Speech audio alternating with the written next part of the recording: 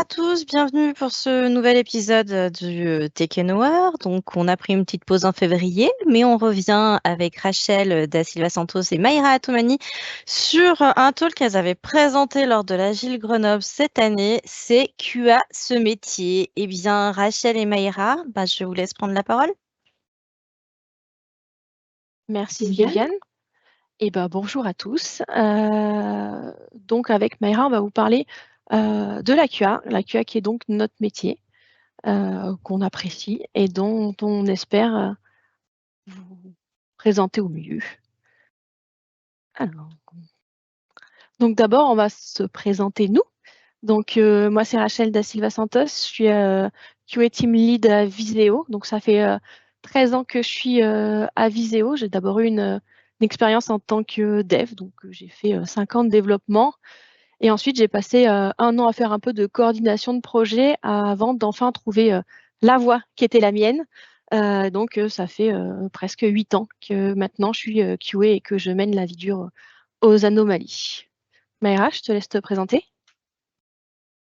Alors bonjour, moi c'est Mayra Toumani. Alors ça fait un peu plus de 7 ans que je suis dans le domaine des tests et contrairement à Rachel, moi j'ai su dès le départ que je voulais casser des choses. Donc le mieux c'était de trouver quelque chose qui pouvait me permettre de casser des choses et en même temps d'être reconnue comme voilà, une chercheuse de pas de noises, mais voilà.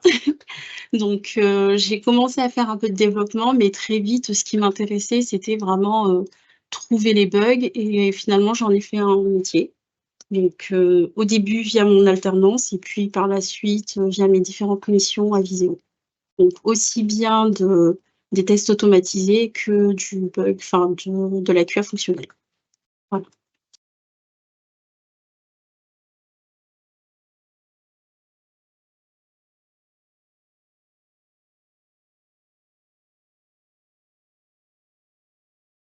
Donc aujourd'hui, au menu, on va d'abord vous faire une petite introduction sur la QA en termes d'image et de ce que les gens pensent de la QA. Ensuite, on continuera en vous présentant vraiment le métier du test, les différents profils qu'on peut avoir en tant que QA. On s'immergera dans un cas d'un vrai faux projet qu'on a créé pour l'occasion pour vous mettre un peu plus en contexte. Puis on finira par vous parler des enjeux et de l'évolution du métier de QA pour finir sur les préjugés et savoir, en fonction de ce qui est de l'image que les personnes pourraient avoir de la QA, si pour nous c'est vrai ou peut-être que c'est faux. Hop.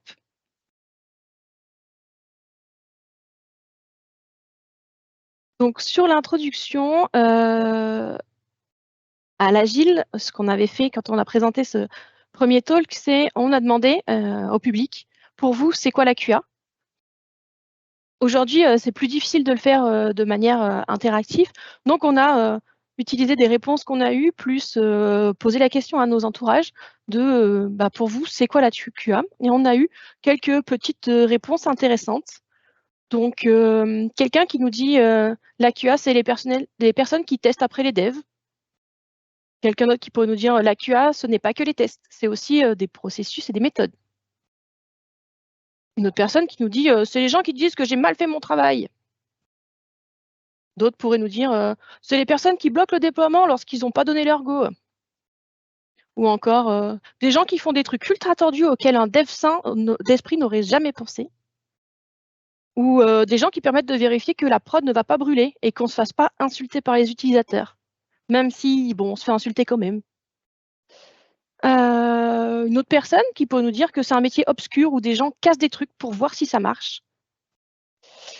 Et 2 personnes passionnées qui nous ont dit que c'était le plus beau métier du monde. Donc on ne sait pas ce que vous en pensez, vous, mais voilà un petit recueil de témoignages autour du métier dont on pourra répondre à certains préjugés à la fin de la présentation. Donc maintenant, on va vous parler un peu concrètement de la théorie autour des tests et du métier des tests.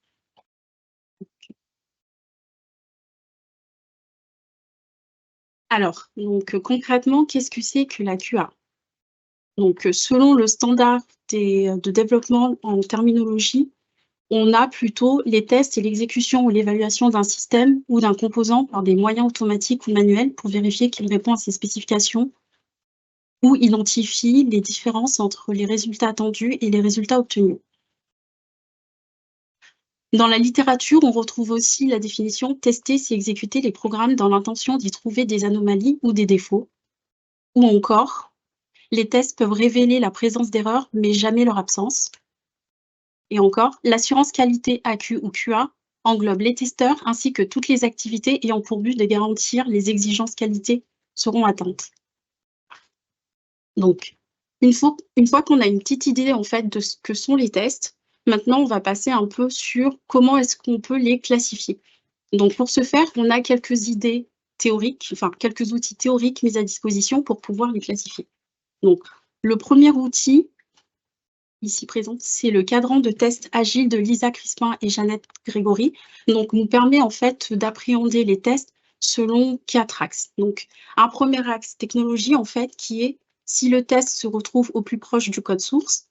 Un autre axe qui est si le test se retrouve au plus proche de l'utilisateur final. Ou encore si le test sert à aider l'équipe dans la phase de développement. Ou encore si le test sert à critiquer plutôt le produit afin de l'améliorer. Donc, à partir de cette classification-là, on retrouve des tests bien connus comme les tests unitaires, les tests composants, ou encore des tests de charge et de performance qui sont plutôt une critique du produit visant à l'améliorer. Donc, une fois qu'on a à peu près classifié les tests, on se pose la question maintenant de savoir comment est-ce qu'on les répartit, parce que ces tests ont un coût en termes de temps et aussi en termes de ressources. Donc, la pyramide ici, présentée par Mike Korn, permet en fait de définir un peu une quantité de tests et surtout à quel moment en fait il est plus opportun de les faire. Donc, à la base de cette pyramide, on a les tests unitaires qui sont généralement faits par les développeurs. Donc, c'est les tests qui sont les plus faciles à mettre en place, les plus proches du code et surtout les moins coûteux. Ensuite, on a plutôt les tests d'intégration qui sont principalement faits par des testeurs ou des automaticiens. Puis les tests UI-IHM. Et enfin, les tests manuels qui sont très coûteux, répétitifs et du coup pas automatisés.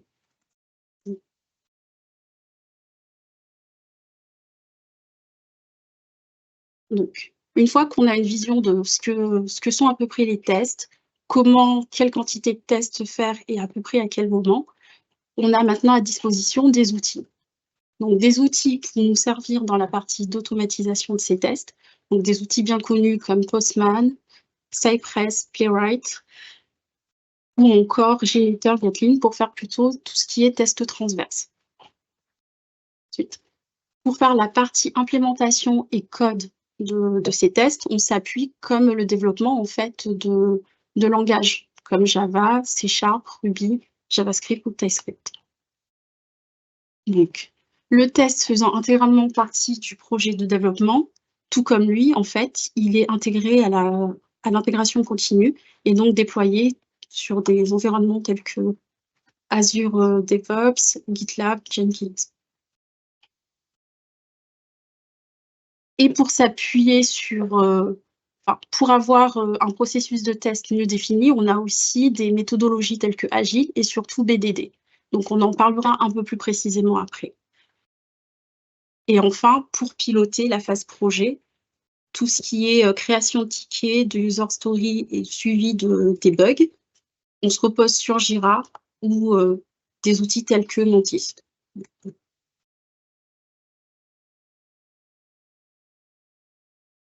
Donc, je repasse la main à Rachel. Merci. Donc, du coup, moi, je vais vous parler des différents profils QA. Donc, on va noter je vais vous parler de 4 profils principaux. Selon les projets, selon les équipes, il peut y avoir différents profils. Et il n'y a pas forcément de profil idéal. Généralement, les différents profils vont se compléter, voire même sur un projet, une personne peut avoir toutes les casquettes en même temps ou une sous-partie des casquettes. Tous ces profils ont d'abord des points communs. Donc, les points communs. Donc, nous, on va se placer aujourd'hui sur cette présentation dans un contexte d'une équipe agile. On ne vous a pas redéfini tout ce qui était l'agilité. Si jamais ce n'est pas clair pour tout le monde, n'hésitez pas à en parler dans la partie questions-réponses. On vous y répondra à la fin de la présentation. Donc, on se passe dans un contexte agile. Donc, quel que soit le rôle des QA, les QA participent aux différentes cérémonies du projet, vont apporter leur sens critique depuis la conception du projet jusqu'à la réalisation et vont pouvoir aussi remonter les différentes anomalies qu'ils vont pouvoir détecter et suivre la correction de ces anomalies. Donc, je vais commencer avec le premier profil, donc le QA manuel. Donc, c'est un peu l'image qu'on peut retrouver de la QA. Quand on parle à l'extérieur de nous, rapidement, les gens vont penser à la personne qui fait les tests manuels. Donc, cette personne-là va participer à la rédaction du plan de test, des scénarios de test, va valider de façon manuelle les différentes fonctionnalités au fil de l'eau des développements, va réaliser des campagnes de non-régression et va pouvoir aussi réaliser ou organiser des sessions de tests exploratoires. À ce profil-là, on peut rajouter du coup le profil de l'automaticien. Donc la personne qui va automatiser les tests, donc elle va rédiger les scénarios de tests qui vont être automatisés, elle va du coup les implémenter avec différents outils que aura pu vous présenter Maïra juste avant. Cette personne va aussi être en charge de maintenir et de faire évoluer les scénarios qui ont été implémentés et de planifier ou de superviser l'exécution des tests automatisés, donc que ce soit en lancement manuel ou via une intégration continue. Le troisième profil dont on va vous parler aujourd'hui, c'est le coach. Le coach, lui, il va intervenir plutôt de façon ponctuelle et pour faire des audits sur les pratiques QA d'un projet, d'une équipe, d'une organisation même. Il va proposer et mettre en place, initier une stratégie de test. Il va pouvoir apporter ses conseils et ses bonnes pratiques autour du test et accompagner, former les équipes afin que tout le monde soit autonome et puisse se passer du coach. Et le dernier profil dont on vous parle aujourd'hui, c'est le manager. Alors, le manager QA, lui, va avoir un rôle à plus haut niveau. Donc, il va participer à la définition de la stratégie test au niveau global. Donc, il va pouvoir éventuellement gérer une ou plusieurs équipes QA. Il va pouvoir les encadrer, s'assurer que l'équipe soit formée et pouvoir accompagner l'équipe. Il va pouvoir aussi mettre en place et assurer le suivi d'outils et d'indicateurs qualité au niveau du projet. Bien entendu, comme je disais, parfois on peut avoir toutes les casquettes. Sur certains projets, il n'y a qu'une seule personne qui fait de la QA. Et donc, cette personne va engendrer les différents rôles. Mais pour être QA, on a aussi besoin de compétences humaines. Donc, si on vous parle des profils, on va aussi beaucoup penser à tout ce qui est humain, comme un esprit curieux, avoir beaucoup de patience, être doué en communication et savoir expliquer les choses sans potentiellement vexer. Quand un dev dit que la QA, c'est la personne qui lui dit qu'il a mal fait son travail, alors formulé comme ça, c'est sûr qu'on ne va pas forcément se faire des alliés avec l'équipe de dev, alors que ce n'est pas forcément le but. On travaille tous ensemble dans un but commun. Donc, savoir travailler sa communication, c'est un point très important. Avoir un esprit d'équipe, même si le QA peut être tout seul dans une équipe à être QA, en fait, il est dans une équipe au global. Il est avec les PO, il est avec les devs, il est avec les DevOps, avec le support aussi, avec tout un tas de profils qui peuvent intervenir sur un projet. Et il va être assez central dans son rôle. Donc, avoir l'esprit d'équipe, c'est quand même quelque chose de très important. Avoir une éthique professionnelle aussi, bien sûr. Avoir de l'empathie pour l'utilisateur. Savoir se mettre à la place de l'utilisateur et pouvoir anticiper ou proposer des choses qui vont aider l'utilisateur dans sa navigation sur le projet. Avoir une pensée critique, ne pas hésiter du coup à faire part de ses remarques et se dire, dans ce cas-là, je ne suis pas sûre que ce soit idéal.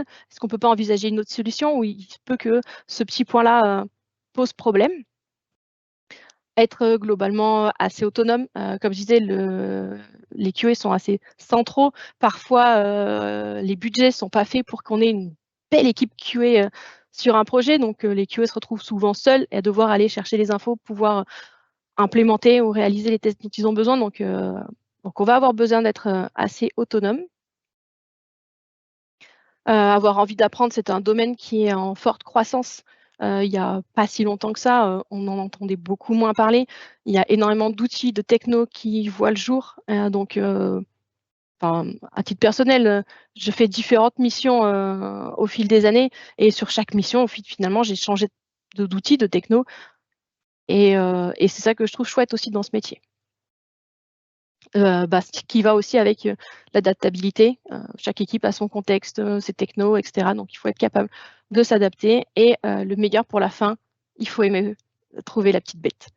Parce que mine de rien, il y a une petite appétence à aller trouver le petit truc qui ne va pas marcher, le petit truc qui va casser, et comment nous, on va pouvoir le trouver.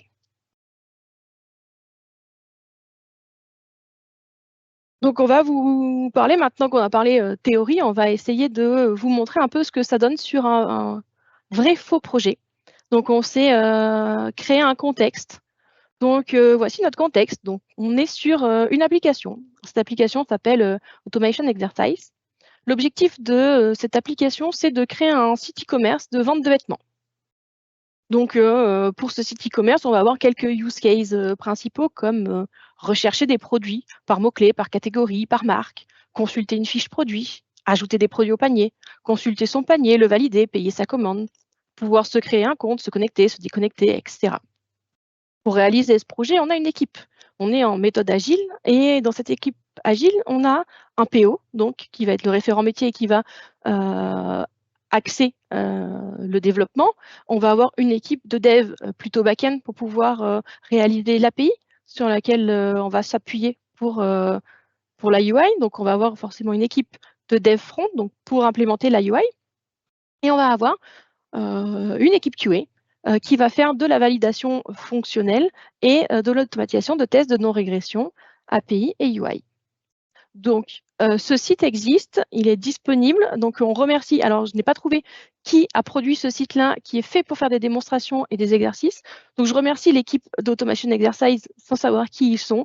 Je vous ai mis un petit QR code et un petit lien en dessous si jamais vous voulez, vous aussi, vous exercer sur ce site. Il est vraiment fait pour.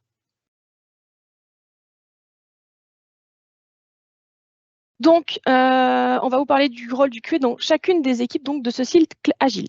Donc, on commence au sprint N-1. Le but, c'est de préparer le sprint suivant. Donc, dans cette préparation de sprint suivant, on va avoir des ateliers qu'on appelle les ateliers Triamigo, la vérification de la definition of ready et des séances de backlog refinement ou backlog grooming. Chaque équipe utilise les termes dont il a l'habitude. Donc là, on va pouvoir d'abord préparer le sprint suivant. On reviendra en détail sur les différentes étapes par la suite. Une fois qu'on a préparé le sprint suivant, on va arriver dans le sprint courant. Donc, dans le sprint courant, on vous a mis en gris les étapes qui sont pas liées directement à la QA, mais qui impactent quand même la QA. Donc, les développements vont avoir lieu. Et pendant ces développements, il va y avoir de la réalisation de tests à bas niveau. Donc, les tests unitaires par l'équipe de développement, et il peut y avoir des tests composants ou API réalisés soit par l'équipe de développement, soit là, dans notre cas, les tests API vont être réalisés par l'équipe QA. On va avoir une validation fonctionnelle des user stories. De cette façon, elle va être faite manuellement. Donc, les QA vont valider à la main que ça fonctionne. Et ensuite, on va avoir une exécution régulière des tests de non-régression qui ont été écrits. Une fois que le sprint est terminé, on passe au sprint suivant. Dans le sprint suivant, on va avoir les impacts du sprint précédent. Donc, il arrive que dans des équipes, les tests UI puissent être réalisés en même temps que les développements. C'est pas souvent possible. Donc, dans le cas où c'est pas possible, on est parti sur un cas un peu plus pessimiste ou malheureusement le plus réaliste. Les tests de haut niveau UI vont être implémentés après coup. Et ils vont être plus souvent être aussi à plus haut niveau, donc peut-être pas forcément nécessaire d'être au niveau de chacune des user stories du développement. Et on va être à l'écoute des retours et analyser les retours des clients pour pouvoir prendre en compte éventuellement des parcours clients qui sont plus souvent faits sur notre site en production, pour pouvoir réadapter nos scénarios de test et pour pouvoir tester au plus proche de ce qui va être réellement fait dans la production par nos clients. Arrive enfin une étape qu'on a appelée de release, donc selon les projets, il peut y avoir des étapes de release ou des fréquences régulières. Donc à fréquences régulières, pardon, on va pouvoir réaliser des tests transverses ou non fonctionnels. Donc par exemple, tout ce qu'on appelle les tests en IT, donc sur utilisabilité, accessibilité, etc. On va pouvoir aussi réaliser des tests de performance ou de sécurité et mener des campagnes de tests exploratoires.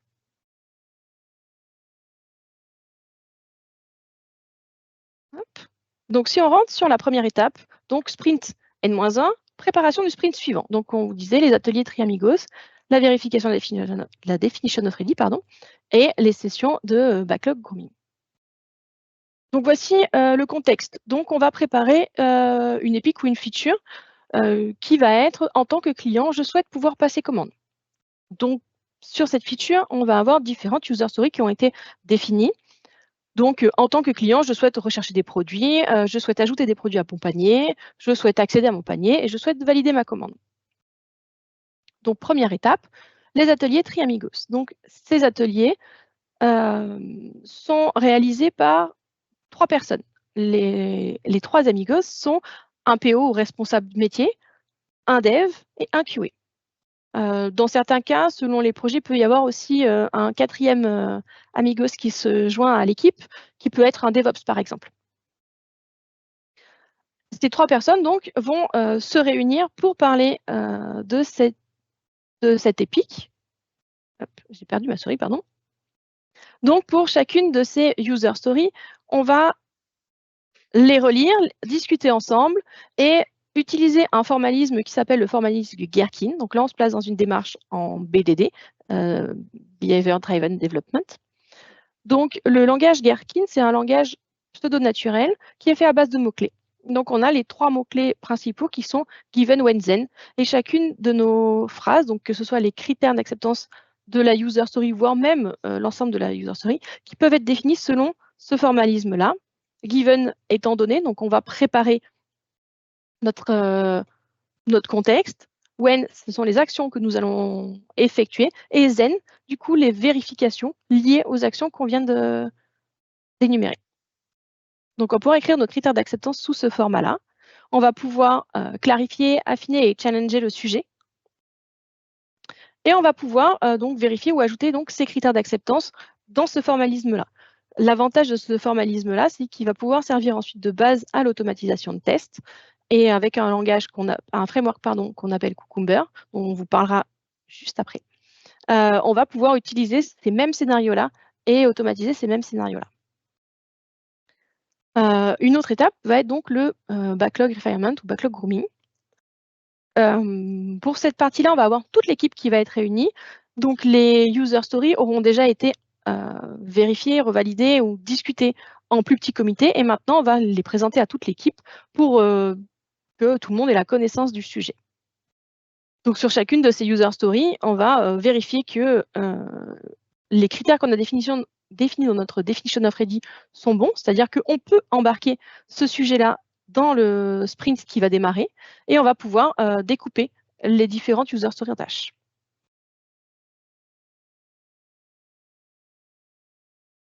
Je vais laisser la main à Mayra pour vous présenter la partie sprint courant. Alors, une fois que les user stories ont été découpées, définies et que le périmètre du sprint défini, donc on va pouvoir passer directement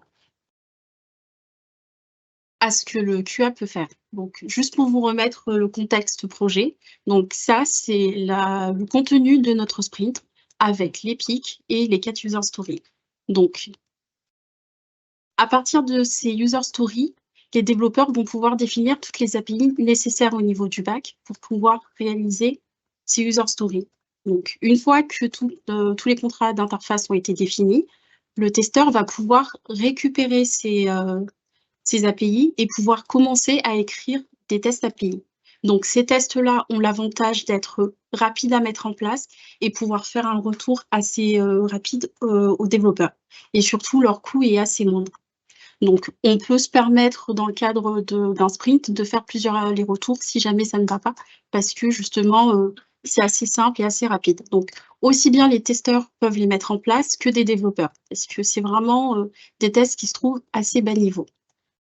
Donc, les tests API peuvent être considérés comme des smoke tests si le développeur ou les testeurs développent uniquement ce qu'on appelle des cas passants pour s'assurer déjà que les premiers services développés répondent, ou sinon aller un peu plus loin et dans ce cas-là, contribuer à la création en fait, d'une suite de tests qui peut être utilisée dans le cadre des campagnes de non-régression.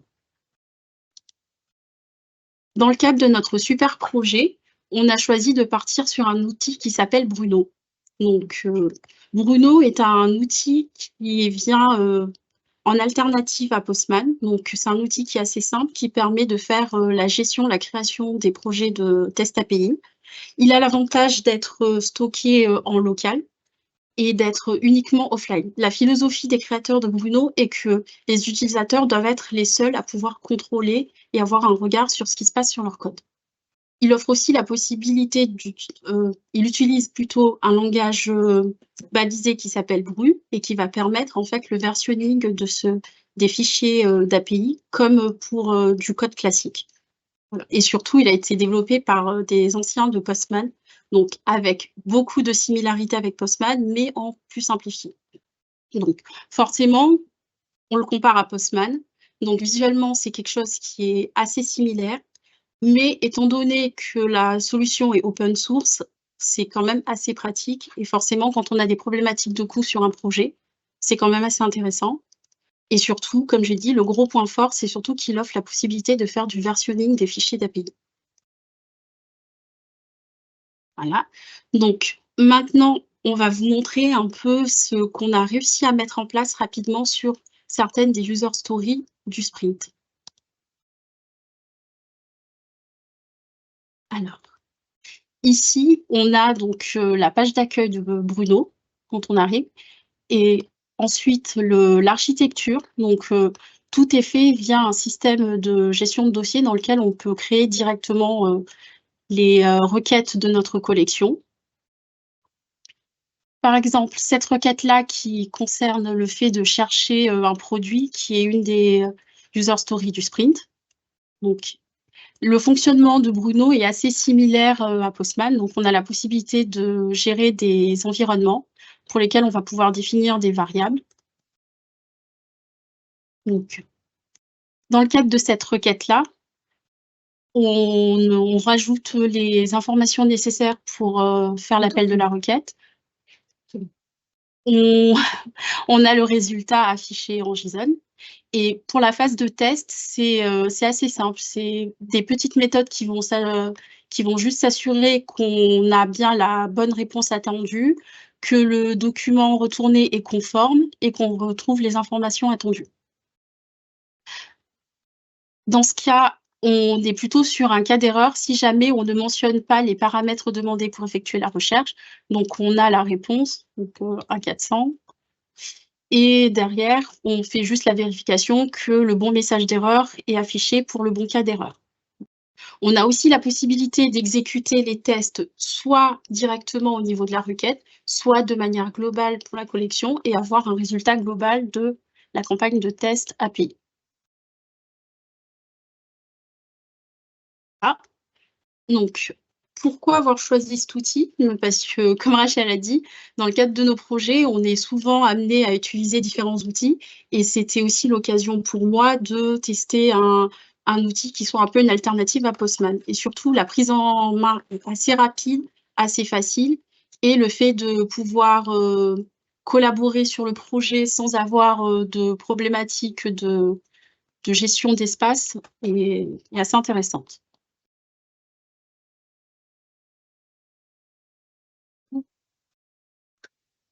Je passe la main à Rachel.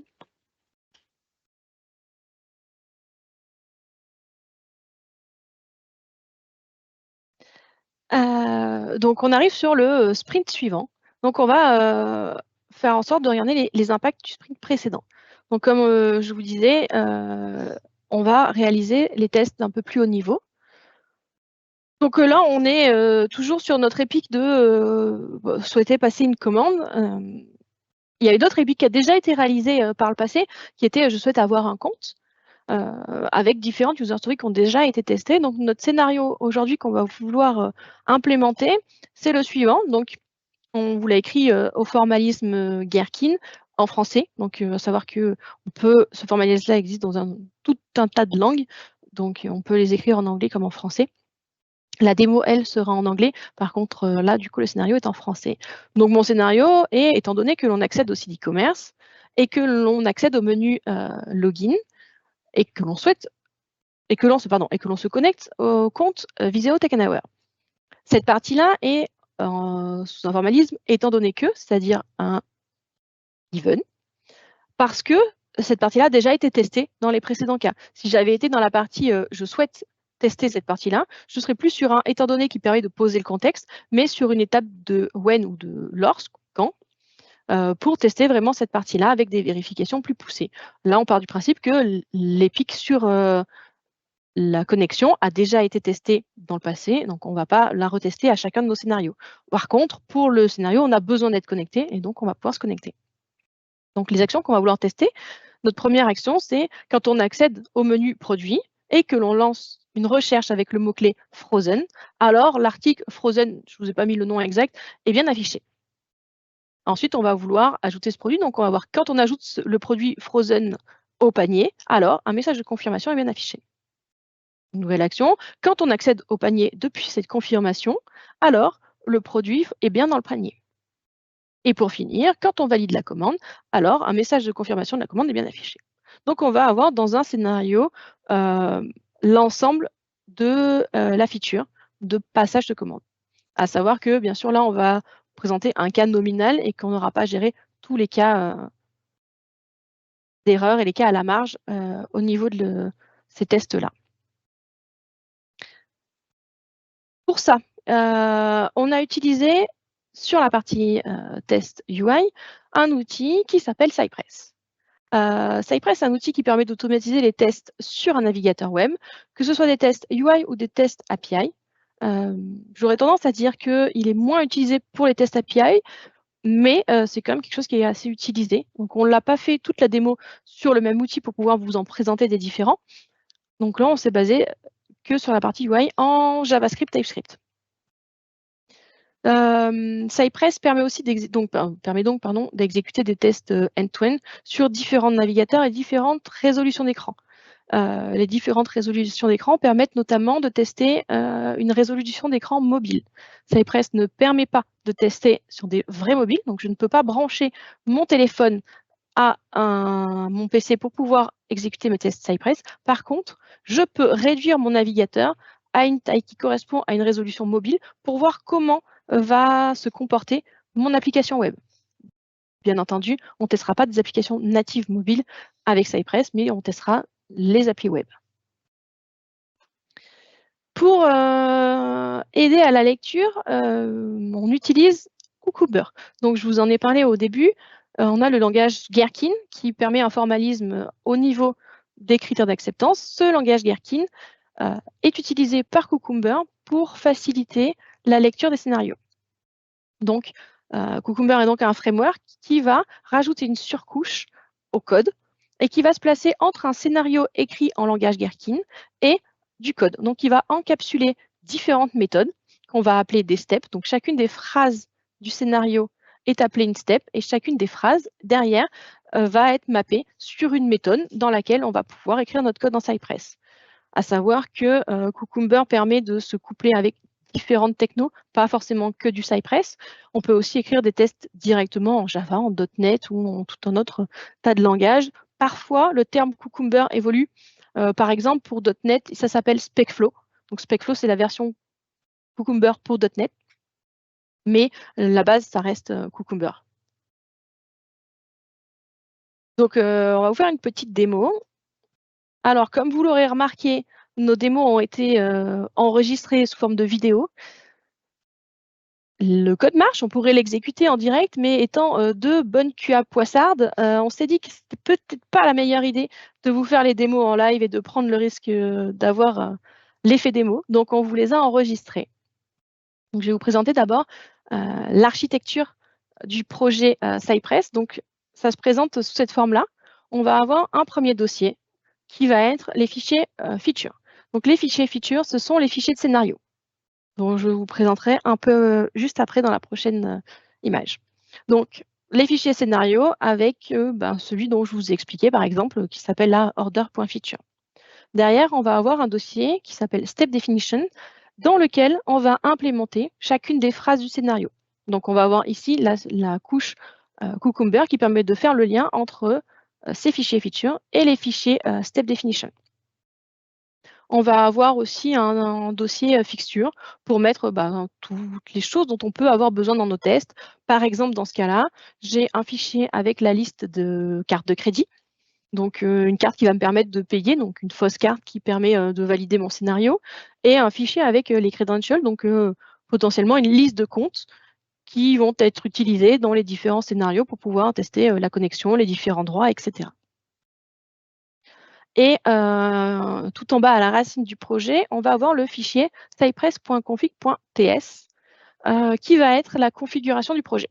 Donc là où on va avoir toutes les règles de lancement du projet, la résolution d'écran, les navigateurs et tout un tas d'autres choses qu'on peut configurer.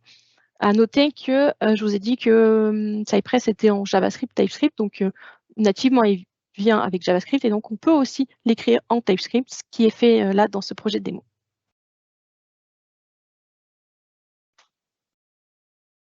Donc, si je continue avec le code, il faut que je retrouve ma souris.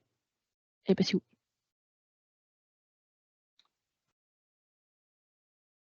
Hop. Donc, je vais mettre en pause. Donc là, vous voyez le scénario Cucumber écrit en anglais. Donc, c'est le même scénario, celui que je vous ai présenté tout à l'heure, avec les mots-clés given, when, then. Donc ça, c'est vraiment le scénario de test. C'est le point d'entrée de notre test. Donc, on va avoir les différentes... Je repère ma souris à chaque fois. Hop, là. On va voir les différentes phrases et vous voyez, si je parcours ma souris sur chacune de ces phrases, elles se surlignent comme si j'allais rentrer dans une méthode. D'ailleurs, je peux rentrer dans une méthode et avoir accès au code. Oh non, c'est pas ce que je voulais faire. Hop. Pardon, je reviens.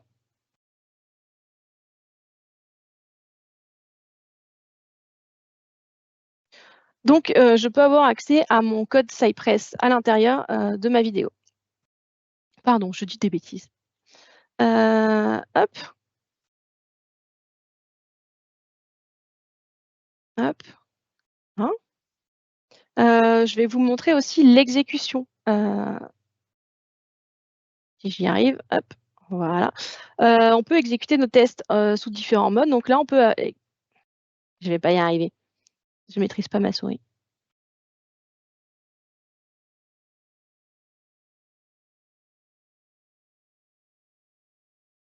Il faut juste que je fasse un back.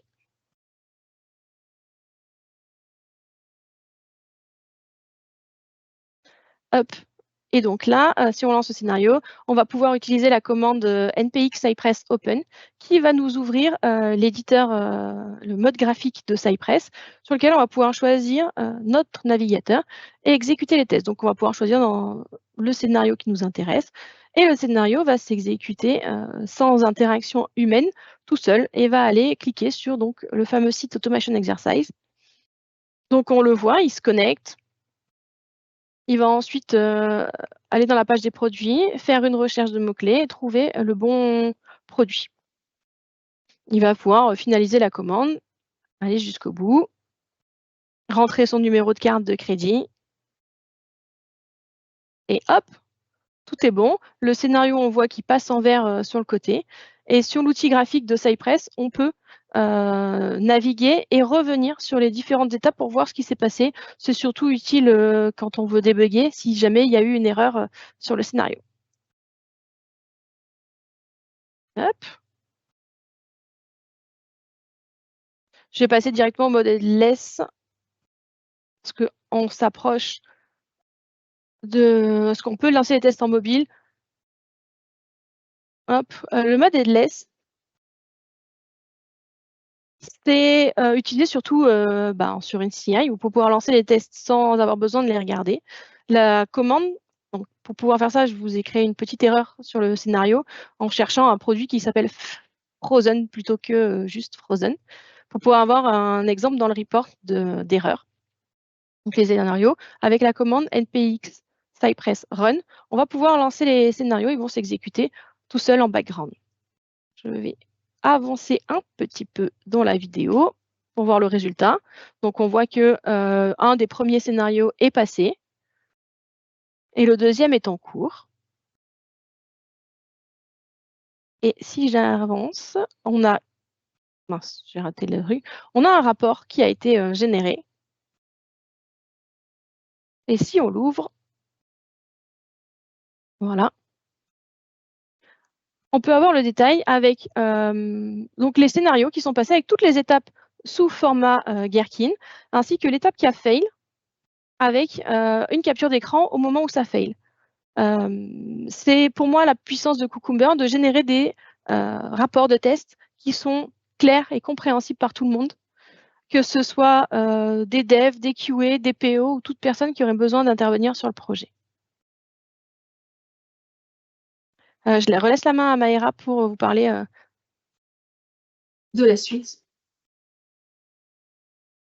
Alors, maintenant, on passe à l'étape de release. Donc, une fois qu'on a fini le développement de toutes les user stories et qu'on a sécurisé toutes les fonctionnalités, on va pouvoir aller en production. Donc, à cette étape-là, on retrouve de manière plus haut niveau les user stories au travers des API. Donc, ici, le but, c'est de pouvoir refaire des TNR pour s'assurer que les fonctionnalités développées précédemment sont toujours fonctionnelles. Et surtout, on va pouvoir faire tout ce qui est test transverse, donc les tests de performance, de sécurité, de charge. Mais aujourd'hui, on a décidé plutôt de vous parler de tests d'accessibilité, parce que c'est quelque chose qui arrive via la législation de l'accessibilité du numérique et pour lequel on n'est pas forcément tous suffisamment sensibilisés. Donc ici, je vais vous présenter un outil qui s'appelle Wave, qui va nous permettre d'évaluer notre site web et pouvoir se rendre compte s'il répond ou pas aux critères d'accessibilité. Donc quand on parle d'accessibilité, il y a un organisme, le WCAG, qui a édicté 13 lignes directives pour pouvoir juger de l'accessibilité d'une application, d'un site web. Donc on retrouve des notions telles que présenter des alternatives textuelles à des boutons, proposer un temps suffisamment long pour que les utilisateurs puissent comprendre ce qui se passe à l'écran, avoir des inscriptions suffisamment lisibles, proposer plus de compatibilité et que la navigation soit simplifiée. Pour en citer quelques-uns. Alors, Web se présente sous cette forme-là. Donc, c'est un site web dans lequel on va venir renseigner l'adresse du site qu'on souhaite évaluer, donc rapidement.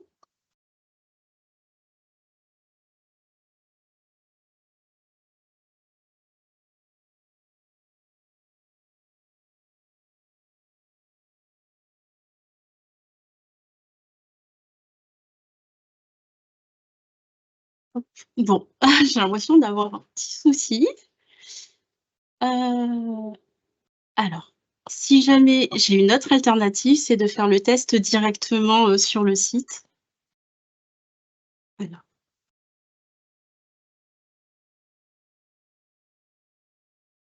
Je l'avais préparé au cas où. Donc, voilà. Donc, vous renseignez votre adresse de votre site de cette manière. Donc, Wave va faire une évaluation en fait de tout ce qui est présent sur le site. Donc, ça va passer aussi bien des boutons de tout ce qui est visible à tout ce qui est caché dans le DOM. Donc ici, on a une première visualisation globale de ce qu'il rencontre comme problème d'accessibilité. Donc, ça peut être aussi bien des problématiques liées au contraste,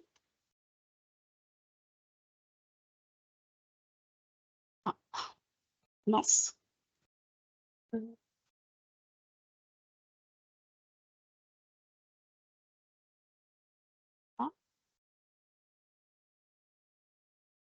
Ou bien des problématiques liées à des liens qui sont non fonctionnels, des problématiques de niveau, des problématiques d'accessibilité de certains liens. Voilà. Donc, on retrouve un peu tous les détails de toutes les erreurs, avec surtout, pour chaque erreur, l'explication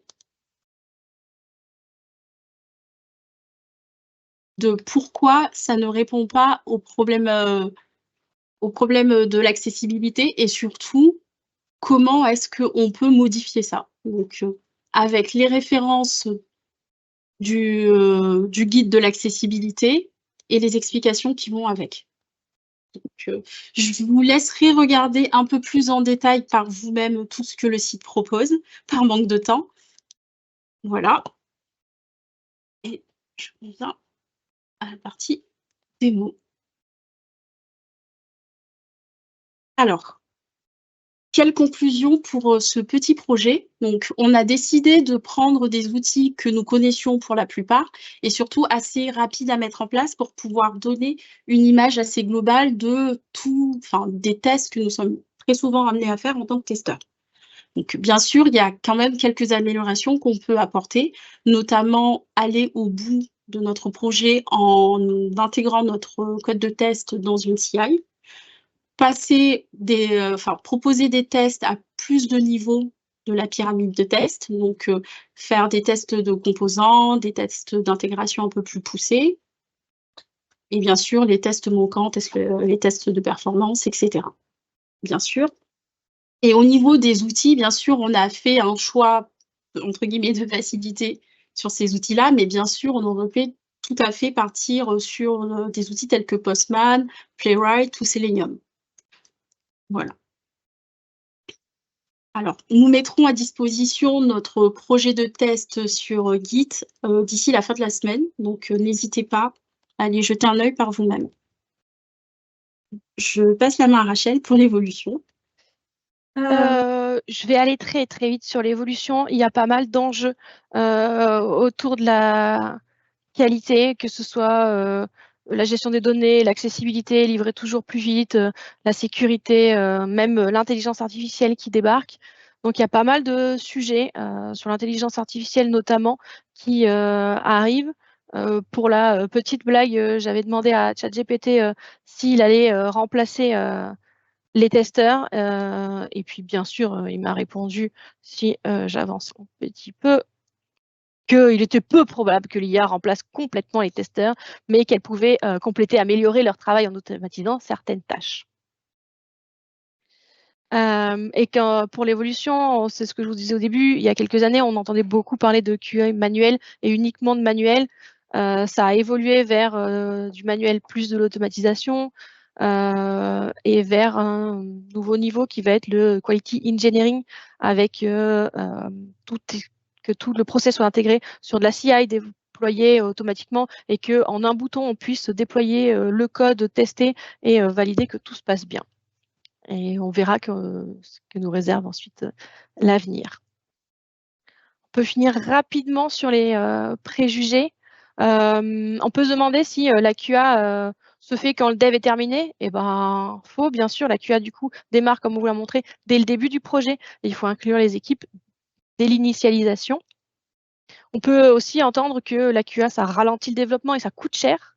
Ce qui n'est pas vrai non plus. La QA permet d'éviter justement des coûts qui vont arriver bien plus tard, c'est-à-dire un bug en production. Plus on va faire en sorte que les tests soient faits au plus tôt, et moins on aura de chances d'avoir de bugs en production. Et donc, finalement, la QA nous fera économiser de l'argent aussi. On a les QA fourrent leur nez partout, pardon. Eh ben oui, c'est vrai. Comme on vous disait, la QA est un métier très transverse, donc on va se retrouver un peu à tous les niveaux d'un projet. Donc oui, on va fourrer notre nez partout, mais c'est pour le bien du projet.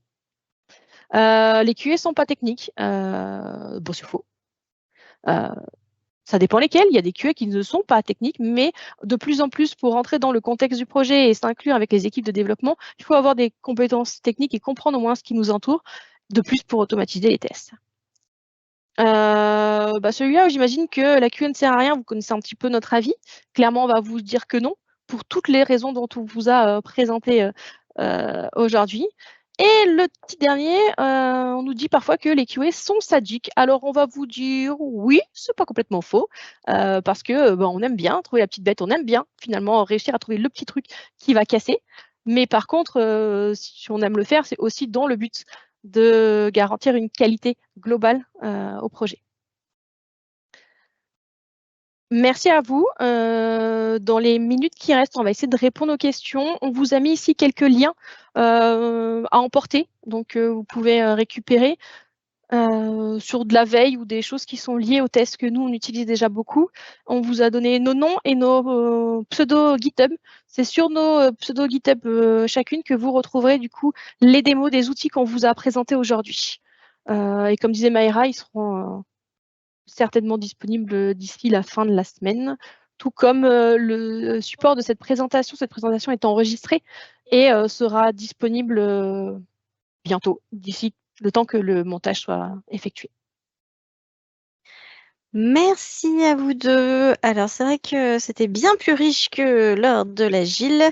C'était hyper intéressant et du coup, vous avez des questions. Donc, la première, c'était est-ce que les slides seront disponibles? Donc, tu as répondu, Rachel. Effectivement, il y aura le replay. On ne donne pas de date parce qu'on ne la connaît pas nous-mêmes, mais il y aura un replay qui sera disponible via le Meetup ou YouTube. Et sinon, pour les premières questions, vous avez « Bonjour, comment gérez-vous les incompréhensions qui peuvent arriver avec le PO quand vous cherchez la petite bête, mais que le PO, c'est un cadre à la marge, arrive vraiment et criticité faible ?» C'est là tout l'enjeu.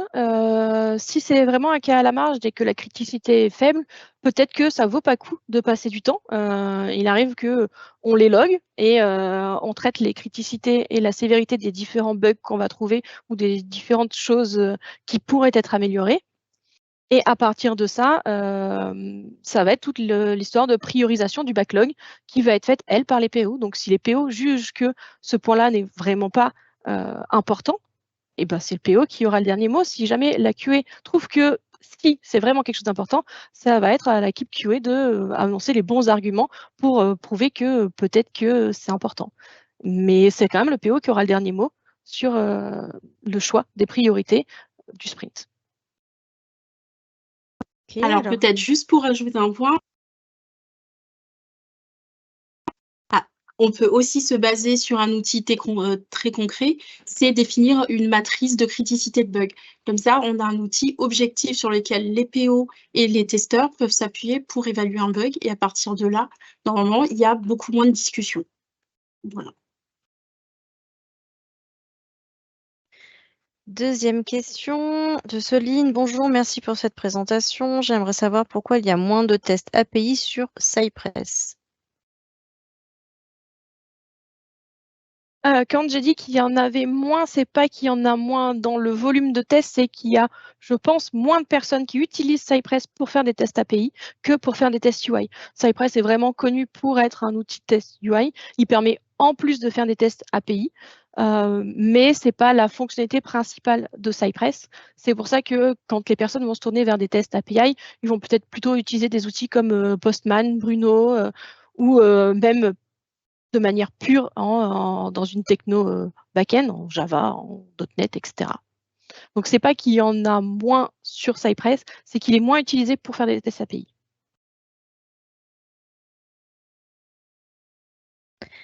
Alors, une dernière question.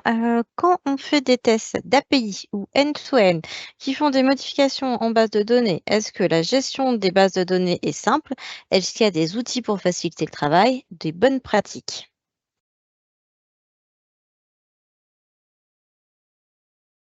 Alors, non. La réponse, de toute façon, à ce genre de question, c'est jamais oui, c'est facile. Tout dépend des projets. Souvent, on essaye de trouver des alternatives quand on a besoin de manipuler des tests en base de données. Soit, par exemple, avoir des projets qui sont dockerisés et pour lesquels on aura notre système de données en local. Et du coup, ça va réduire un peu les impacts qu'on pourrait avoir. Ou sinon, vraiment juste tester en stockant les données de test dans des fichiers pour essayer un peu de s'abstraire un peu de toutes les contraintes liées à la base de données. Mais il n'y a pas vraiment, en tout cas, dans les expériences que j'ai eues, pour l'instant, je n'ai pas eu de bons processus, de solutions un peu magiques pour gérer toutes ces problématiques-là.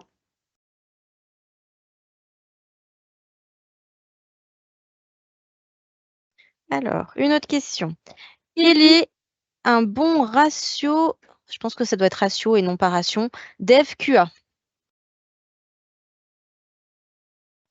La bonne réponse, c'est ça dépend.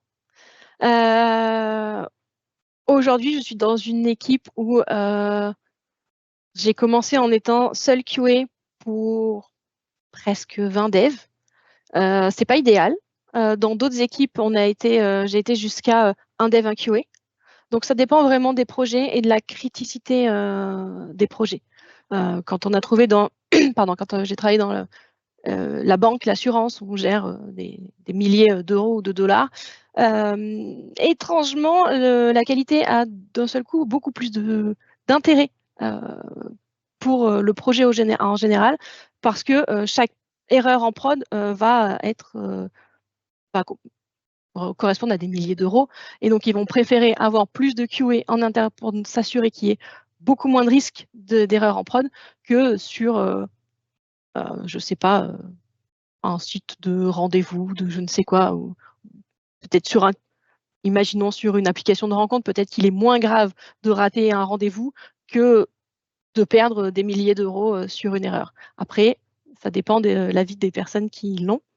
Mais voilà, donc ça dépend vraiment des équipes. On peut être de 1 pour 1 à 1 pour presque 20, à savoir que quand même 1 pour presque 20, c'est pas idéal et ça demande à faire des choix. C'est là où toutes les matrices de criticité dont vous parlez, Maïra, entrent en jeu, et de priorisation des tests en fonction des ressources de QA qu'on dispose. Il y a même des équipes qui font sans QA et dans lesquelles ce sont les développeurs qui vont prendre à leur charge l'implémentation des tests. Ça se passe très bien aussi, c'est juste quelque chose qui doit être anticipé et prévoir que la capacité de production va être différente si les développeurs font aussi les tests. Allez, une petite question encore. Quels sont les outils de documentation que vous utilisez au quotidien et qui vous facilitent votre vie de QA? Alors, on utilise pas mal Jira, par exemple, pour tout ce qui est déjà les user stories. Donc, à partir du moment où une user story a été définie avec le PO, on définit donc les critères d'acceptance et à partir de là, en fait, on peut relier directement nos tâches de test à ces user stories. Ça nous sert aussi également à créer nos campagnes de test, que ça soit lors de phases de non-régression ou de mise en prod ou à n'importe quel moment où on nécessite qu'il est important de pouvoir lancer nos campagnes de test. Ça principalement et c'est vrai que bon, en tout cas pour moi, Jira fait un peu tout parce que la partie bug tracking aussi est couverte par Jira. Mais je vais laisser Rachel compléter si elle utilise d'autres outils. Tout simplement Cucumber. Cucumber permet d'avoir du coup des scénarios de tests qui vont être très lisibles et qui vont aussi servir de documentation. J'ai vu dans des projets des personnes qui, pour former d'autres personnes sur l'application qu'elles utilisaient, ouvraient les scénarios de tests en Cucumber, et en relisant les scénarios de tests, pouvaient aussi avoir de la documentation de qu'est-ce qui se passe, qu'est-ce qu'on attend à quel moment, etc. Donc, juste pour compléter, je trouve que ce formalisme-là permet d'avoir aussi une documentation très efficace.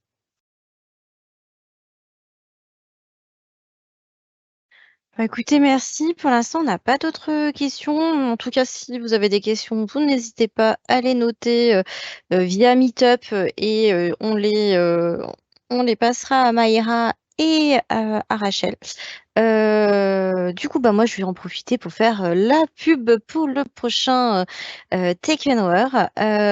Donc, le prochain Tech, on va parler d'IA. Et en l'occurrence, le sujet abordera la question du chat GPT privé au sein d'une entreprise et comment chez Viséo, nous avons construit un starter kit, voilà, qui permet de déployer rapidement une solution privée afin de déployer un copilote à vos collaborateurs dans un environnement sécurisé. Évidemment, je viens juste de lire la phrase qu'on m'a envoyée, c'est un sujet qui sera traité par Mani Cancelin et Mathieu Ma, qui seront aussi présents au Microsoft Build AI Tour le 13 mars prochain à Paris pour en parler. Ce talk sera sûrement, probablement, certainement décliné en 2 parties, en avril et au mois de mai, parce qu'il y a tellement de choses à dire. Voilà, donc les gens vous remercient en tout cas, Maïra et Rachel. Beaucoup de gentils messages pour vous dire bravo. Merci à tous et puis à bientôt du coup. Au revoir.